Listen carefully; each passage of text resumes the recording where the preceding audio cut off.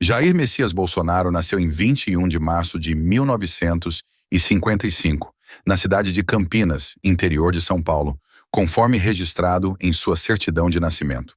Ele é filho de Percy Geraldo Bolsonaro e Olinda Bonturi, ambos descendentes de famílias italianas. Bolsonaro tem 5 filhos: Flávio, senador pelo Rio de Janeiro; Carlos, vereador no Rio de Janeiro; Eduardo, deputado federal por São Paulo; Renan, vereador em Balneário Camboriú; e Laura.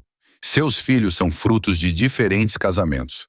Flávio, Carlos e Eduardo nasceram da união com Rogéria Nante Nunes; Renan, do casamento com Ana Cristina Vale; e Laura, de seu relacionamento com Michele Bolsonaro, com quem é casado até hoje. Jair Bolsonaro iniciou sua trajetória militar na Escola Preparatória de Cadetes do Exército, em Campinas. Em 1977, formou-se na Academia Militar das Agulhas Negras, em Resende, Rio de Janeiro. Também cursou a Brigada de Paraquedismo e, em 1983, concluiu a graduação em Educação Física pelo Exército. Durante sua carreira militar, alcançou a patente de capitão, mas também esteve envolvido em polêmicas. Em 1986, concedeu uma entrevista à revista Veja, denunciando os baixos salários dos militares, sem autorização de seus superiores, o que lhe rendeu 15 dias de prisão. Em 1987, foi acusado de planejar explosões em quartéis no Rio de Janeiro, em um episódio conhecido como Becos Sem Saída. Apesar das investigações, o Superior Tribunal Militar considerou as provas insuficientes e ele permaneceu no Exército. Posteriormente, a Polícia Federal concluiu que um croquis encontrado relacionado ao caso havia sido feito por Bolsonaro. Em 1988, Bolsonaro ingressou na política ao ser eleito vereador no Rio de Janeiro pelo Partido Democrata Cristão, PDC. 2 anos depois, em 1990, tornou-se deputado federal, cargo que ocupou por 7 mandatos consecutivos.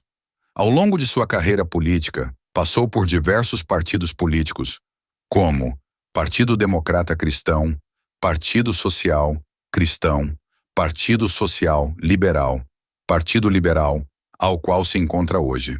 Entre 1991 e 2017, Bolsonaro apresentou 171 projetos na Câmara dos Deputados, mas conseguiu aprovar apenas 2.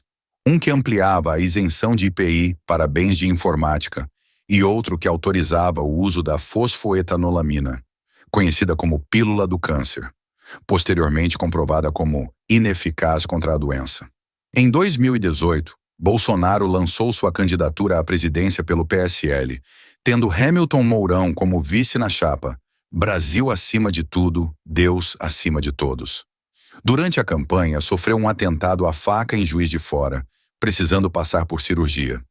No primeiro turno, obteve 46,03% dos votos e no segundo turno, venceu Fernando Haddad, PT, com 55,13% dos votos. Tomou posse como presidente do Brasil em 1º de janeiro de 2019. Seu governo adotou uma plataforma liberal, defendendo medidas como privatização da Petrobras, fusão de ministérios, criação de escolas cívico-militares, ampliação do acesso a armas e a redução de demarcações de terras indígenas e quilombolas. Durante sua gestão, o crescimento econômico do Brasil foi de 1,5% ao ano, abaixo dos governos anteriores. A pandemia de Covid-19 foi um dos momentos mais marcantes de seu mandato.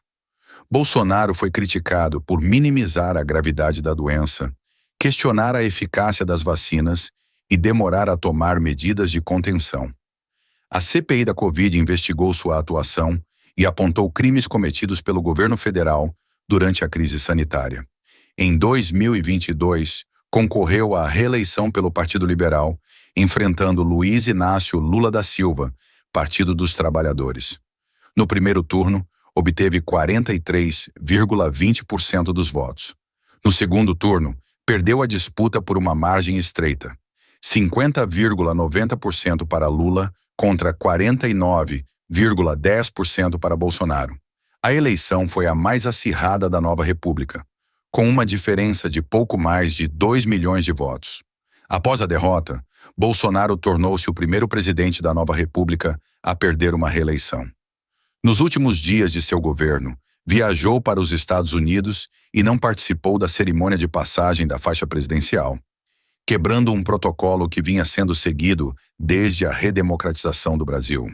Apoiadores de Bolsonaro se reuniram por meses em frente aos quartéis do Exército em todo o Brasil, pedindo por intervenção militar. Até que no dia 8 de janeiro de 2023, o Brasil presenciou um dos episódios mais graves contra a democracia. Milhares de apoiadores do ex-presidente Jair Bolsonaro invadiram e depredaram as sedes dos três poderes em Brasília: o Congresso Nacional, o Palácio do Planalto e o Supremo Tribunal Federal, STF. Os manifestantes, inconformados com a eleição de Luiz Inácio Lula da Silva, pois não aceitavam o resultado das urnas. As investigações apontaram que os ataques foram organizados e financiados por grupos que espalharam desinformação e incentivaram o golpe. O governo reagiu rapidamente, prendendo centenas de envolvidos e desmontando acampamentos golpistas em frente a quartéis. O STF e o Congresso trataram os atos como uma tentativa de golpe de Estado. O ministro do Supremo Tribunal Federal, STF, Cristiano Zanin, marcou para 25 de março o início do julgamento da denúncia contra o ex-presidente Jair Bolsonaro, acusado de liderar uma tentativa de golpe de Estado, e mais 7 denunciados. O julgamento avaliará a denúncia. Caso esta seja aceita, Bolsonaro se tornará réu. As provas incluem reuniões com militares, vazamento de informações sigilosas e o incentivo a discursos antidemocráticos.